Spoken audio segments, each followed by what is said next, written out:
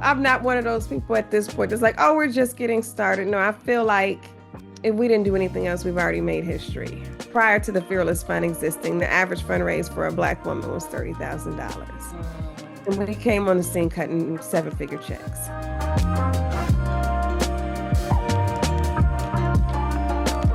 Welcome back to 2190 Live, everybody. Zaina Allen here. I am with a dynamic woman who has helped so many women of color gain access to capital. She's helped some of your favorite brands like the Lip Bar and Slutty Vegan, just to name a few. Please welcome entrepreneur, philanthropist, founder, and CEO of the Fearless Fund, Arian Simone. How are you doing today? Oh, thank you. Thank you so much. I'm doing wonderful. We just got out of our Fearless Global Initiative during UNGA. It's a global summit that we started, had our inaugural one today. So I'm doing good. People who don't know you, I want to know, get them to know a little bit more about, your purpose and your passions here. You were able to shift the narrative when it comes to accessing capital for women of color when you founded Fearless Fund. I want to know, like, what lessons did that chapter of your life teach you about yourself, but also the systems that we as Black women have to play for? Being sued by conservative legal strategists that felt threatened by what we're building. One of the lessons that it taught me was to keep people close to you that can solve your problems. And my network got very small, very quick. The people who had access to me got very small very quickly, due to multiple reasons. One, my safety. Two, I had to make sure, like I say, my energy was spent to people who could really help solve my problem. That's it in a nutshell. Because we were definitely dealing with constitutional law that would affect the entire Black race. So I was definitely very sensitive to what was going on with the case. Thank God, after 13 months of a legal battle, we got the case permanently dismissed, thanks to our lawyers. So that was a good thing. What it also has shown me, it's just that the spirit of fear is just so real, but fear is costing us way too much. I even said it in my keynote today. I was like, I'm gonna call a spade and just address it. I said we got sued, and either way, we're in these positions because people have feared that believe in supremacy, have feared that they are losing power or losing wealth due to the rising population of Black, Latinos, and Asians having degrees, home ownership, success, economic progress. So today I was presenting a solution of where those who fear that their power and wealth is being threatened could have a middle ground where those who have been denied access to capital, Mm. and coming up with different solutions of what that looks like. For me, it looks like demographic equity, and we presented it at the summit for everybody to understand that this is definitely a middle ground that we probably can all come together on, from the conservative legal strategists to the extreme liberalists. Um, of what does this look like to solve this issue? So, what did I gain also from this experience was that we need real solutions. That by doing the Fearless Fund, to me, it was just, it exists because the disparity exists. But how about we just take a time to address the disparity? Because then the Fearless Fund doesn't have to exist if the disparity doesn't exist. Right. We only exist because most of women of color, Black and brown, make up 20% of the country, but receive 0.39% of venture capital funds. That's why we exist. So, what does it look like if the disparity doesn't exist? How do we make society more equitable where these things are not even needed to more so, I guess you would say, raise the mark or patch up what has gone on? Like, no, let's get to the root of this issue. The issue is we have a huge racial disparity.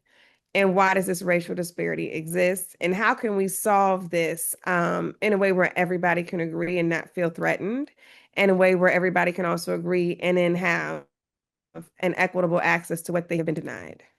Absolutely, absolutely. And I love that thought process, truly. And I love that you after that you didn't give up. Like you wanted to keep going. And like you said, you made a promise to yourself in college. I love that. and you have fulfilled that promise. And I don't know if you've already if you feel like you've already fulfilled it, or if you're No, still I feel like I fulfilling it. have. Beautiful, beautiful. She said, "Girl, I did the work." I No, get it. I feel like I have. I'm not one of those people at this point that's like, oh, we're just getting started. No, I feel like if we didn't do anything else, we've already made history. Prior to the Fearless Fund existing, the average fundraise for a Black woman was $30,000. Mm, And we came on the scene cutting seven-figure checks. You know, we have made history in what we've done. My focus right now is just more so on advocacy for the space because I don't want anybody else to have to go through what I went through. And hmm. I don't believe that a fearless fund is solving the problem. I believe that there needs to be fearless funds. It takes trillions of dollars to move the statistics on these disparities. So right now we've just been working on different policy work, different petitions to get heads of states and people to buy into demographic equity. So therefore we can just have fair funding. What demographic equity basically is that the demographics of a population have to match the demographics of the contracts, the investments, the allocations.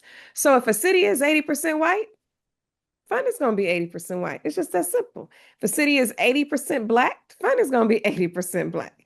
If city is 80% Asian, it is what it is. It's not about a minority mandate. It's about serving the people who serve you and making sure that it's equitable. That's what demographic equity is. And that's something I think that everybody can like just agree on with ease. Yes, absolutely, absolutely. And to move forward with the mission that you have at hand, I want to talk about the Fearless Global Initiative that you just launched that you mentioned earlier.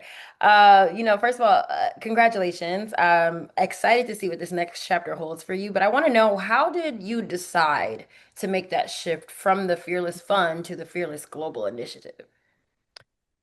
The advocacy work that is Fearless Global Initiative, it's our annual meeting that we're taking the time out to get people's commitments around global economic inclusion. And it was wonderful today. Like people sat around, it was interactive. The host even said, Barku, she said, the audience is going to be basically our additional panelists. So we made sure it was interactive. Everybody in the audience had to write their commitments up on the commitment wall. So it was more like a working session. And we've done events and summits and conferences for years, way before the fund existed.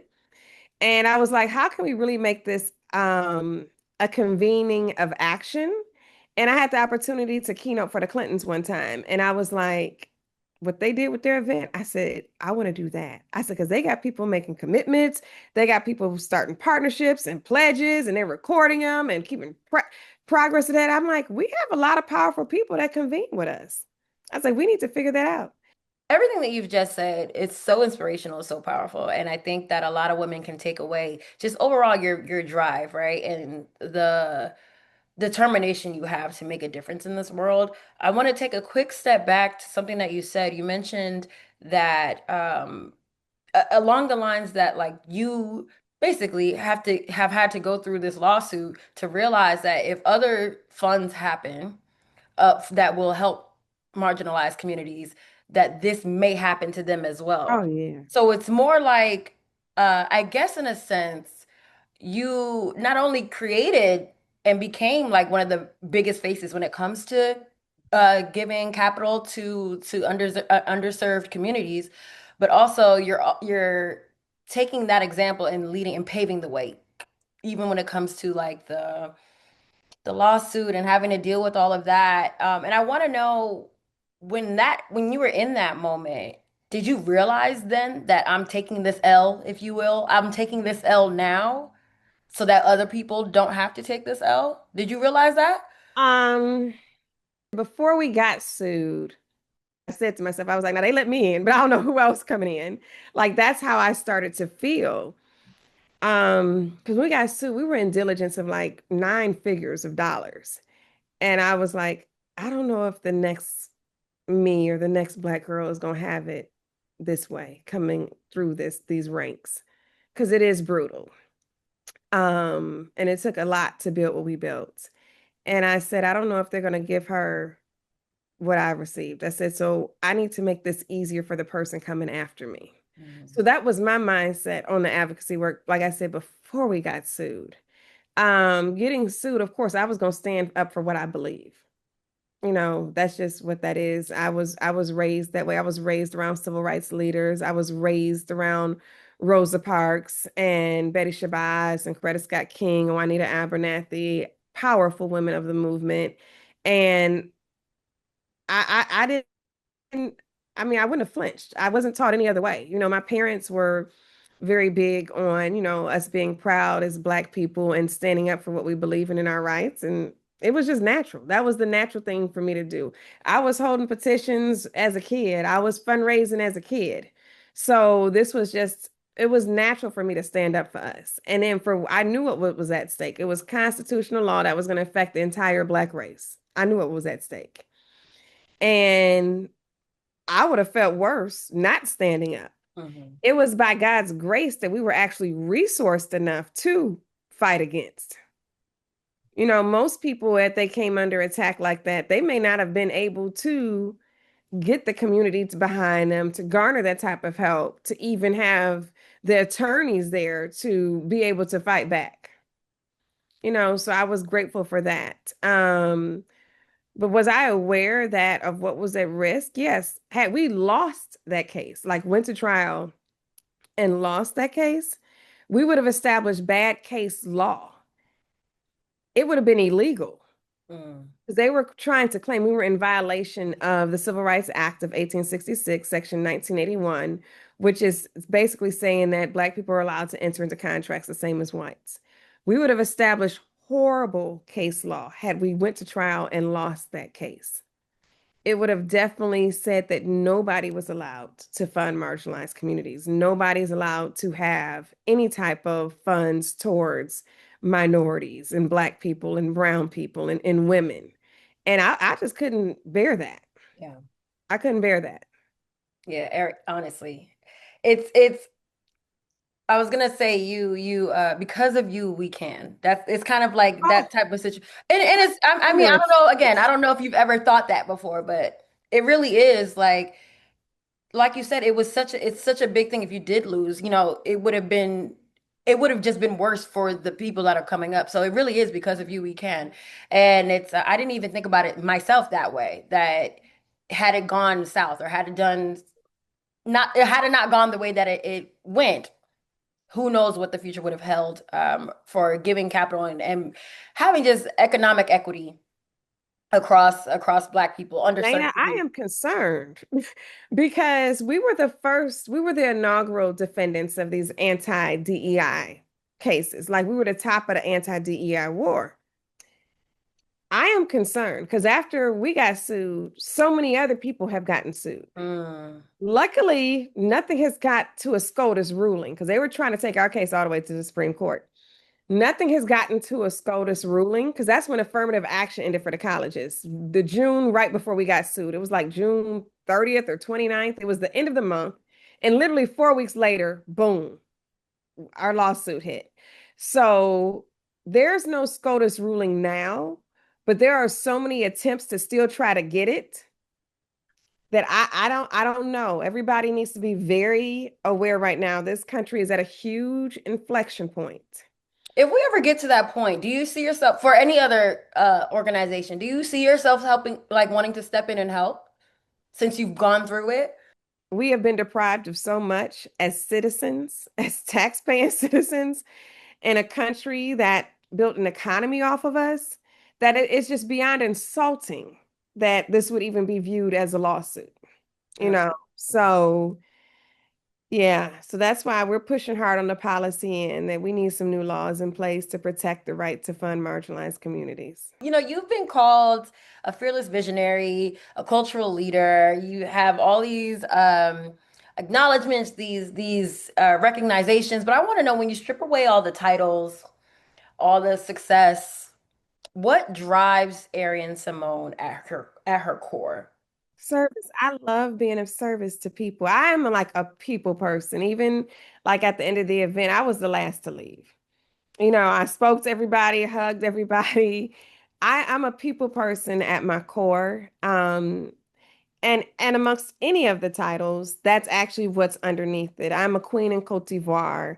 I am of service to the people of Dawa. I'm of service to the crewman tribe.